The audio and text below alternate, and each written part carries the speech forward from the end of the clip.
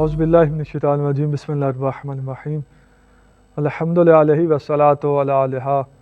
اما بعد بسم اللہ الرحمن الرحیم اللہم صلی علی محمد وعلی محمد وعجل فرجہم۔ سامعین محترم، امید کرتا ہوں کہ آپ سب خیر و عافیت سے ہوں گے۔ دعا گو ہوں کہ اللہ رب العزت تمام مومنین کو اپنی حفظ و امان میں رکھے۔ خوب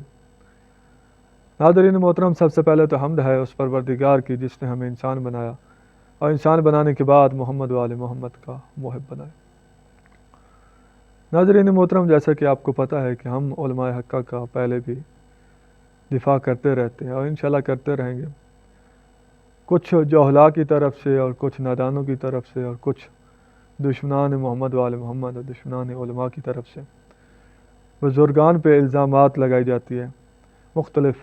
علماء پہ، جس کا سرے سے کوئی تعلق نہیں ہوتا۔ خصوصاً آیت اللہ شیخ محمد حسین نجفی علی اللہ مقامہ کی شخصیت پر، ان کی زندگی میں بھی بہت سارے الزامات لگائے گئے، جس کا کتابی شکل میں اور تقریر کی شکل میں جواب موجود ہے۔ اور ان کی وفات کے بعد بھی دشمن باز نہ آیا، وہی چیزیں یا نیوں کچھ بنا کر نظریات یا کچھ چیزیں ایسی جس کا نظریہ رکھنا ضروری ہے، یا کچھ ایسی چیزیں کہ جس کا نظریہ رکھنا شیعت کی پہچان ہے، تو وہ کہتے ہیں کہ قبلہ نجفی صاحب جو تھے وہ یہ چیز کو قبول نہیں کرتے تھے، نہیں رکھتے تھے نظریہ۔ اس طرح کے الزامات بہت سارے ان کی شخصیت کو کم کرنے کے لیے، کوتا کرنے کے لیے لگائے جاتے ہیں، جبکہ دشمن خود اس وقت پہچان چکا ہے کہ ہمیں لوگوں نے پہچان لیا ہے۔ یہ دشمن کو علم ہو گیا کہ ہمیں لوگوں نے پہچان لیا ہے، ہم غلط ہیں، جبکہ نجفی صاحب کی شخصیت پہ ہم نے جتنا بھی گالی گلوچ اور الزامات اچھالے تھے، اس کا واضح ہو گیا، لوگوں کو پتہ چل گیا، سینہ صدر ہو گیا کہ نجفی صاحب ایسی شخصیت نہیں تھے، بلکہ نجفی صاحب ایک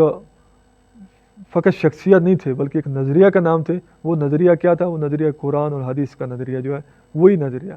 جو حدیث ثقلین کا نظریہ تھا، وہی نظریہ قبلہ نجفی صاحب کا نظریہ تھا۔ حدیث ثقلین کی پیروی کرتے انہوں نے ساری زندگی محمد وآل محمد کے فرامین کو اور قرآن کو انہوں نے لوگوں تک پہنچایا۔ دیکھیں ناظرین کہ ان کی شخصیت کے بارے میں کہا جاتا ہے کہ وہ علم مبارک کے منکر تھے۔ وہ علم مبارک کو جو ہے نا وہ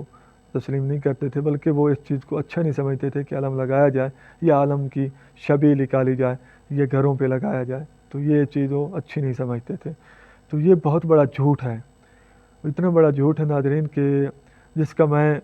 کس کے ساتھ مثال دوں، کہ ایسے ہی جھوٹ ہے جیسے بندہ یہ دن کو 12 بجے کہے کہ ابھی دن تو نکلا ہی نہیں ہے، رات کے 1 بج گیا، اتنا بڑا یہ جھوٹ ہے۔ دیکھیں قبلہ نجفی صاحب نے اپنی کتاب جو شہرت یافتہ ان کی کتاب ہے تجلیات صداقت، جو آفتاب ہدایت کے جواب میں لکھی گئی، اس میں بھی عالم مبارک پہ جب انہوں نے اس پہ اشکال کیا کہ یہ کہاں سے آیا، یہ ہے وہ، تو انہوں نے تجلیات صداقت میں اس کا جواب دیا اور اس پہ جائز اور مباح ہونا ثابت کیا۔ پھر ان کی جو کتاب ہے اسراء والرسوم، اسراء والرسوم، آپ ملاحظہ فرمائیں کہ اسراء والرسوم میں بھی انہوں نے یہی علم مبارک کا جب باب انہوں نے بنایا، تو علم مبارک میں انہوں نے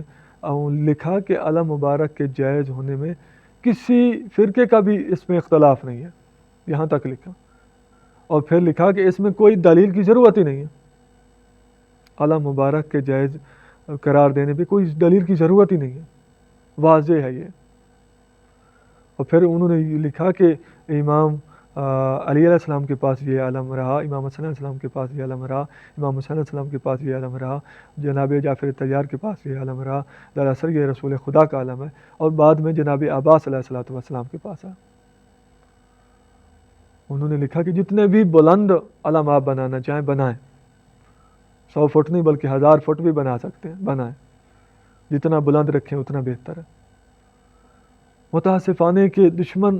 اتنا گر چکا ہے، ایسے ایسے جھوٹ منسوب کرتا ہے جس کا تعلق ہی نہیں ہے قبلہ کے پاس۔ میں کہتا ہوں کہ قبلہ کو وہم و گمان بھی نہیں ہوگا ان چیزوں کے بارے میں جو یہ ان کی طرح منسوب کر دیتے ہیں۔ آپ کو میں چاند ایک عکس دکھلاتا ہوں قبلہ کے، یہ نوٹ فرمایا آپ قبلہ دیکھیں کہ قبلہ نے کس طرح علم کے ساتھ محبت پیار کر رہے ہیں، جب ان کو علم مبارک دیا جاتا ہے،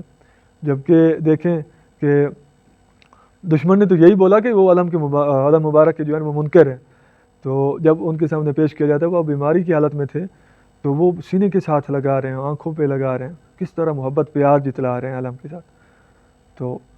دیکھیں ناظرین، آپ بلا تحقیق کسی کے خلاف نہ ہو جایا کریں، کسی کے خاص خلاف آپ لعن طعن نہ شروع کر دیا کریں، پہلے تحقیق کیا کریں،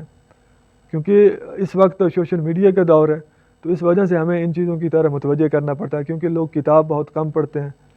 خصوصاً ہمارے نوجوان جو ہیں دوست وہ بہت کم کتابیں پڑھتے ہیں۔ اگر جو کتب پڑھتا ہے اس کو تو پتہ ہے کہ قبلہ نجفی صاحب کے عقائد و نظریات کیا ہے، مگر نوجوان کتب کم پڑھتے ہیں جس کی وجہ سے ان کو ان چیزوں کا نہیں پتہ ہوتا۔ تو ہم چاہتے ہیں کہ ان چیزوں کو ویڈیو کے ذریعے تاکہ نوجوانوں تک پہنچائیں کہ حقیقت کیا ہے اور اس کے برعکس لوگوں نے ان کے خلاف کیا بکواسات کہہ رکھے ہیں۔